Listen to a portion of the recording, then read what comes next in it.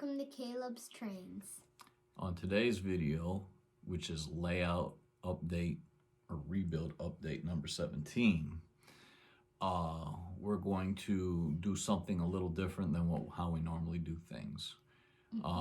Usually when we have our updates, we just show you guys like the finished product of what we were up to and then do a run session. So today we're actually just gonna show you how we got to the finished product. Yep.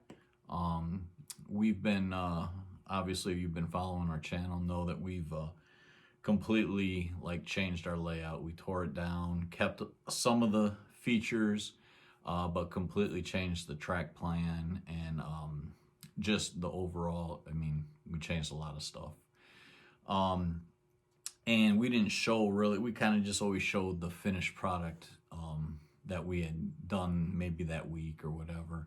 But today we're going to actually show you the techniques we use in doing what our next update is.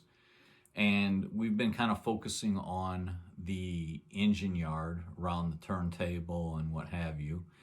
And we tend to sometimes start in an area and move to somewhere else, and then we start running trains, and the next thing you know, we have multiple projects going on, and it takes a long time to get them finished because we move on to other things. And face it, we start running trains, and then that's the end of working on the layout. We just start playing with trains. There's nothing wrong with that. Actually, the best part of having a layout is actually running the layout.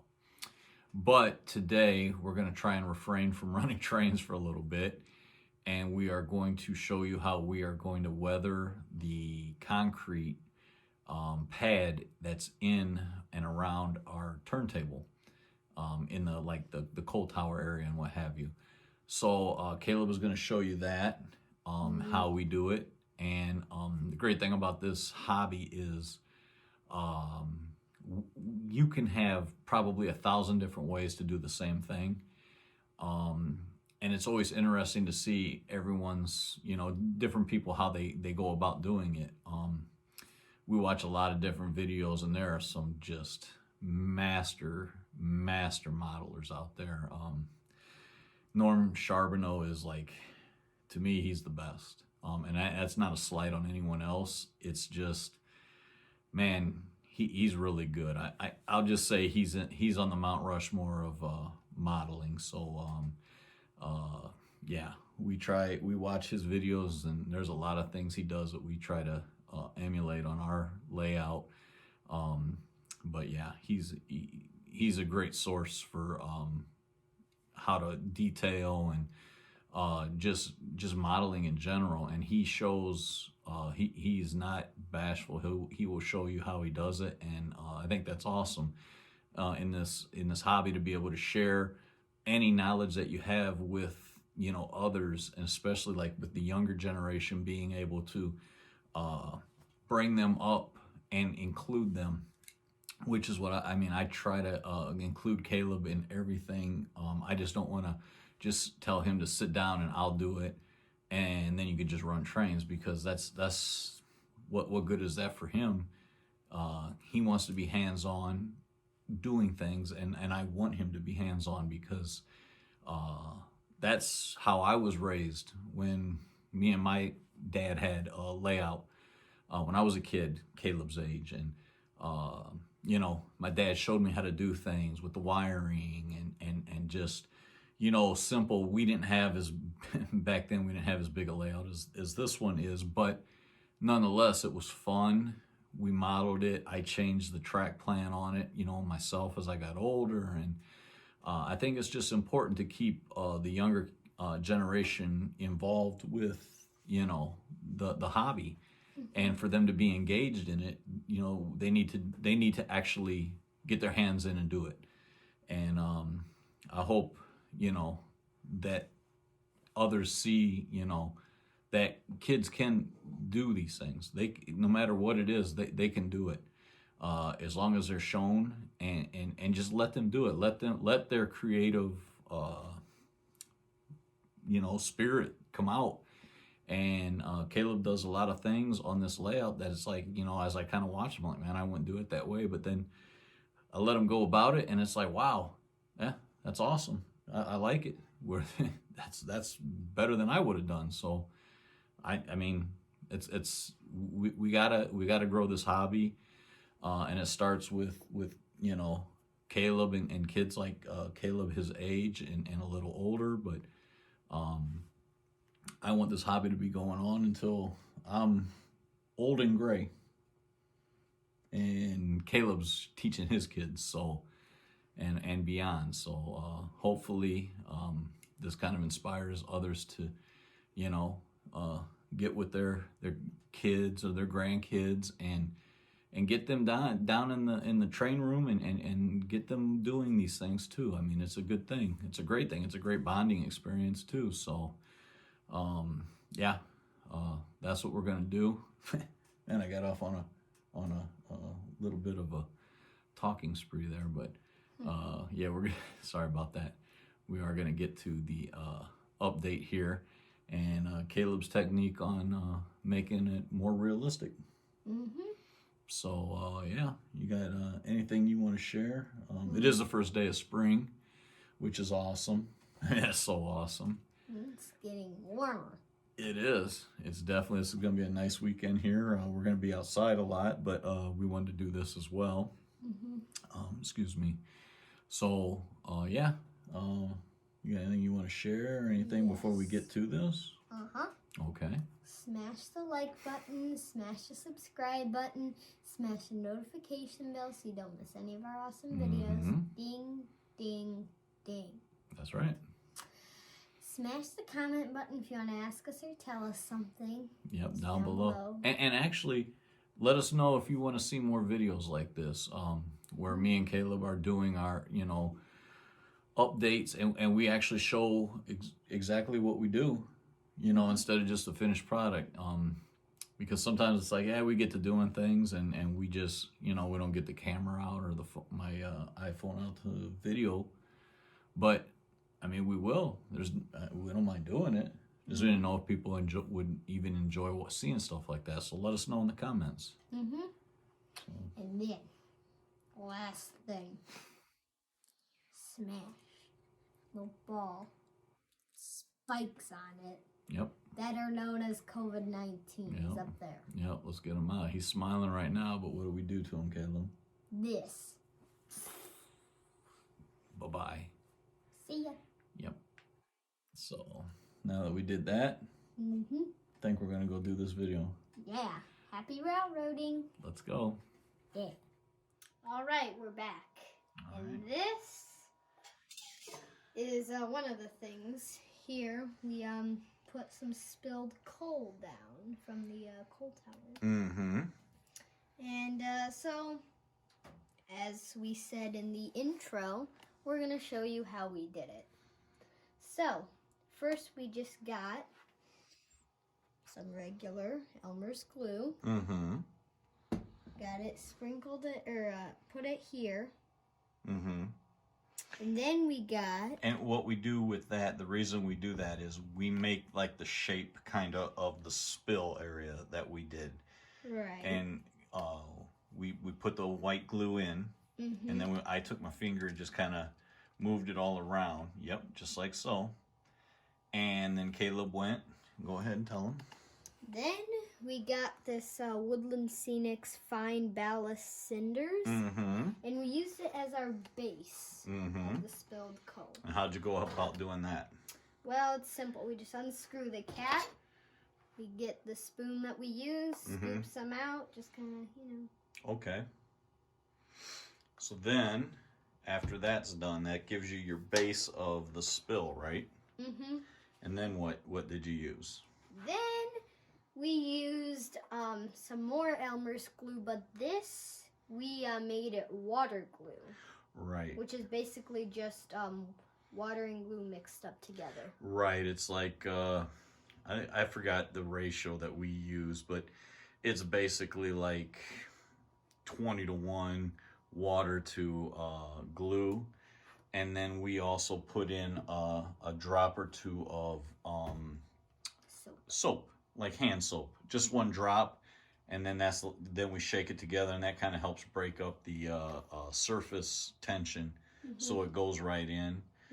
And then on top, after Caleb had the cinders all put in, and it's kind of a flat black color, and now you see like there's a little bit of sparkle in there. What we use is we have this little bag, and what it is like the media for sandblasting. I think it was called like Black Beauty or something was the brand. But we use that to sprinkle it on top to simulate coal. Now you can just buy just regular coal. Woodland Scenics makes like coal, and like a lot of places do.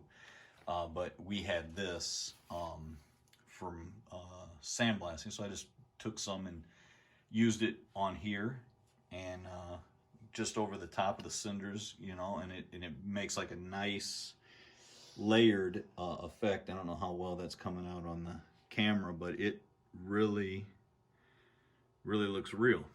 And there's a lot of spillage there because there's a lot of steam engines that we service with coal, right? Yeah.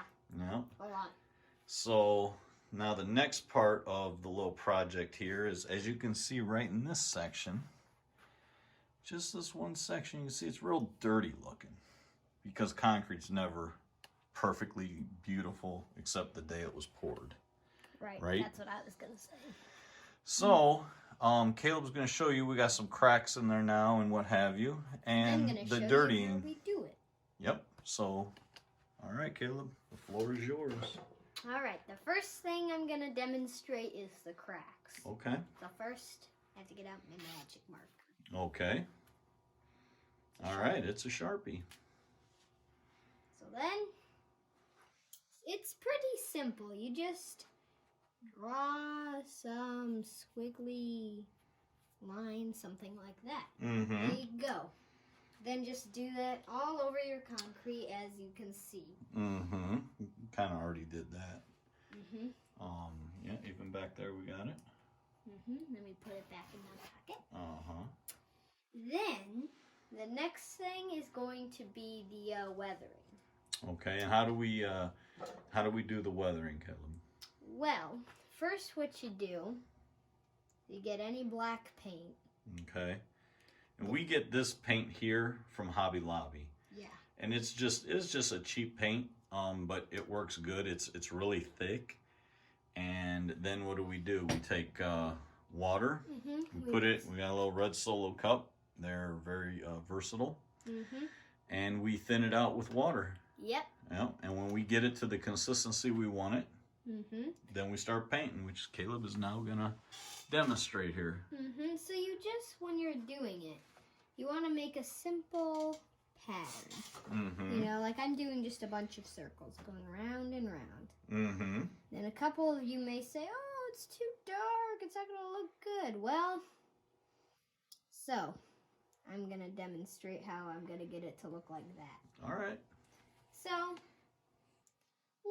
I'm just going to do one square right there, okay? Looks pretty dark. Mm-hmm. Then what you're going to want to do is get any ordinary tissue. Okay. That just happens to be Kleenex. Mm-hmm. But paper towel would work, or napkin, or really anything. Then you're just going to dab it. Uh-huh. Not the dab like you do in the videos, right? Right. Okay. This is like dabbing with a napkin. Mm-hmm. I just want everyone to know you're not gonna do the dab. You're just gonna dab. Yeah. Okay. All right. Well, there you go. Look at that. Okay. Super duper dirty. Nice. And you can do a little of the dabbing with it, Mm-hmm. or you can do a lot, depending on how dark you want it. Mm-hmm. And it's like the more you push down, the more the Kleenex will absorb. Uh-huh. And then the lighter, then the less it's going to absorb. Okay. Well, you know what? I'm going to let you go ahead and do your thing. Mm-hmm. And I'm just going to film it. Mm-hmm. All right. And then we'll see what the final project looks like. Mm-hmm. All right. Let's go. All right.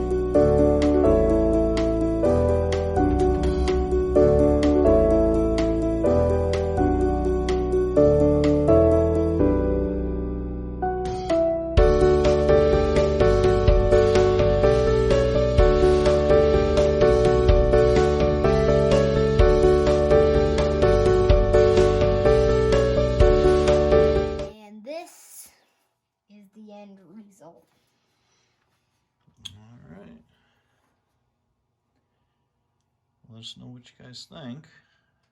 And the It's comment real down dirty below. around the coal. Yeah, it's And super then- duper dirty. Uh-huh. You go over there, we got the house back in. Mm-hmm. A little weathered. Yeah, we're gonna try our hand at weathering that pump house there next, but that's gonna be a future one. But there you have it. There's our concrete pad with cracks added and weathering. And the next item or next thing we do for that, we're gonna put in some weeds. Right. Like out of the crack. Yeah, coming through the cracks on that. So yeah, that came out good, Caleb. I like it. What do you think? I love it. You did a good job. I'm proud of you. Thank you. So yeah, that's our update for episode 17. That's our how we do it. Mm-hmm. And we hope you enjoyed it. Hope maybe you guys give this a try, this technique a try. Mm-hmm. And if you have any questions or anything, ask Caleb. Mm-hmm. And Put in the comments down below. yeah. So yep, that's where we're at, and hope everyone's doing well, staying safe, and Happy railroading. bye-bye. Bye.